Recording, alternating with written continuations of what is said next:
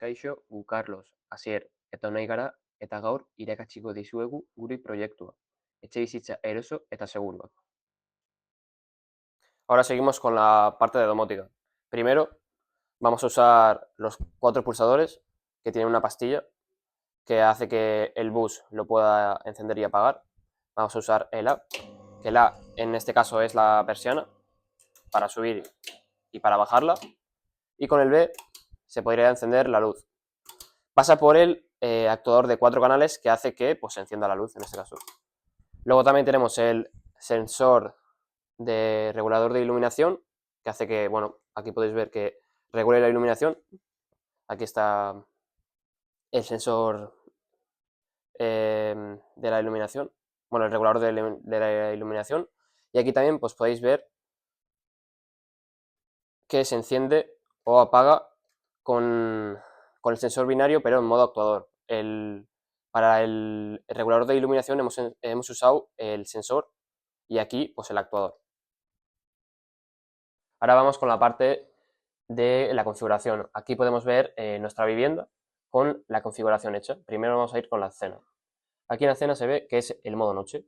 Cuando le damos a modo live y la activamos, se enciende la luz y se bajaría la persiana. Y luego aquí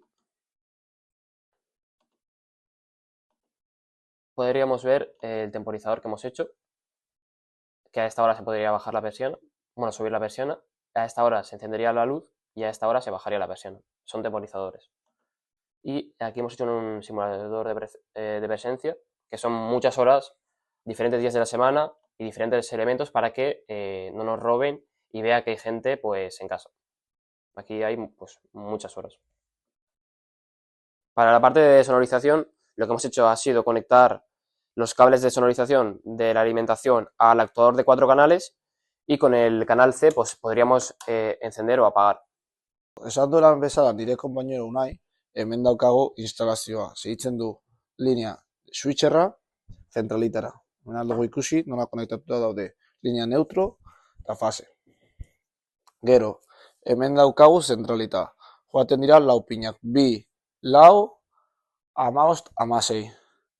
Gero daukagu bi mandoak konektatuak. Hau dira, regulatzeko eta sonidoak gehitzeko edo gutxitzeko. Eta hemen aldugu konektatu. Eta hemen daukagu 4 bozgailuak. Orain erakutsiko dizuegu funtzionamendua. Lehengo pizten da, jartzen dira bi kable hauek, jakera ordenagailura, eta jarriko dugu musika bat. Orain, entzun den zen ezkerretik, eta orain eskuinetik. Erabiliar dezakegu hemengo irteerak.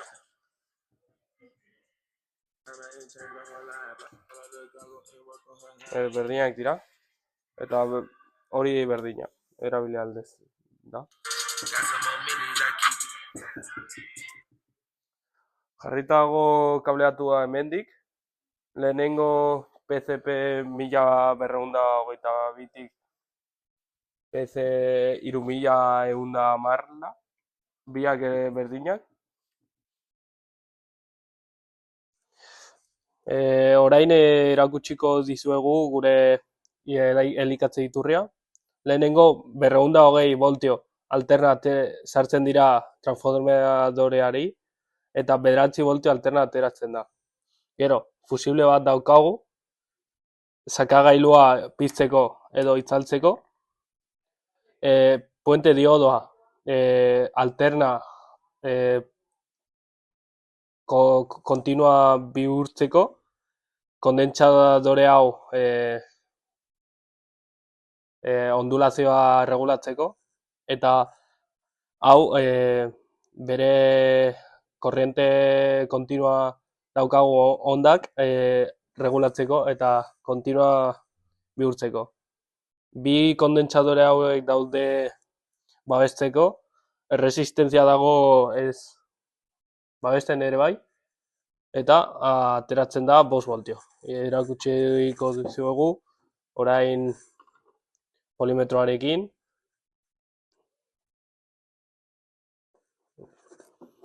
pizten bada, ematen da 5 voltio. Orain elektronika. Hemen ikusten duzue gure elikatze iturria piztuta dago eta konektatu dagoela gure zirkuituari. Guk egin dugu zirkuitu hau zeren nahi dugu LDR-a argia ez jasotzean bozgorailu entzutea eta izango da nola rekordatorio bat pertsana jaisteko. Hemen ikusten duzue argia jasotzen duenean LDR-a operazionala 751 pinaren negatiboa irabazten du eta positiboa galtzen du. Tapatzen badut LDR-a positiboa irabazten du eta negatiboa galtzen du. Hori egingo du tapatzean triggerra bat tentsioa edukitzea, timerrean bigarren pina tentsioa edukitzea eta aktibatzea. Hori egingo du bozgorailoa entzutea eta guk pertsana jaitsiko ditugu. Hemen daukagu IZT-ko instalazioa, hemen daukagu sukaldea, jangela eta egongelak. Hemen daukagu dedia zirkutxa, koaxialak eta R95ko kablea. Interneta izango daukagu egongeletan, sukaldean eta bitoma jangelan. Gero ere bai, hemen daukagu ebia zirkutxa, joaten dira hortik RTR-ra, hemen daukagu RTR, orain konprobatuko dugu R95ko kablea, nola joaten den, orain ikusten da hemen nola joaten dira pinak, hemen eta beste aldean serie B daukagu jarrita eta joaten behar dira bat 8etara. Hor akiztuna dituzute. Gero, hemen daukagu ere bai, kable koaxial bat pasatuta, amplifikadorea di, hemen alduku ikusi nola daukagu amplifikadorea, eta hemen jarrita dugu. Gero, hemen ere bai, daukagu beste kable bat pasatuta R95 tubo guztietatik ritiari. Eta hemen daukagu.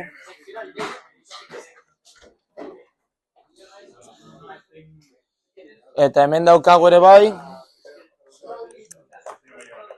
aldugu ikusi nola konprobatzen da kable koaxiala. Orain, kable koaxiala jarriko dugu toman. Rangerekorekin eta ikusiko da hemen frekuentziak. Eta hemen ikusten ari dugu nola kanala D-Max ateratzen den. Eta gero hemen daukagu, ze potentzia daukan, zenbat daukagu perditan, etc. Eta hemen da gure instalazio guztia. Hau izan da dena eta espero dugu zuen gustukoa izatea.